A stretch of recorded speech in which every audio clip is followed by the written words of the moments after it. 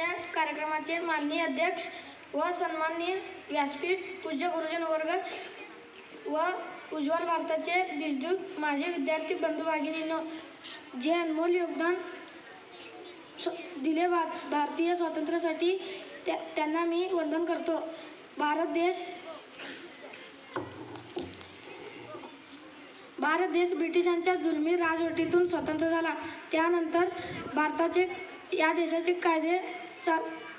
कारभार चालवणारे कोणतेही कायदे नव्हते. अशा वेळी डॉक्टर बाबासाहेब आंबेडकर यांच्या नेतृत्वाखाली एक घटना समिती करण्यात आली. या समितीने 2 वर्ष 11 महिने 18 दिवस अथक परिश्रम घेऊन भारताला एक मजबूत संविधान दिले. 26 जानेवारी 1950 रोजी भारत देशात हा संविधान लागू करण्यात आला. तेव्हापासून भारत देश सार्वभौम लोकशाही प्रजासत्ताक देश बनला.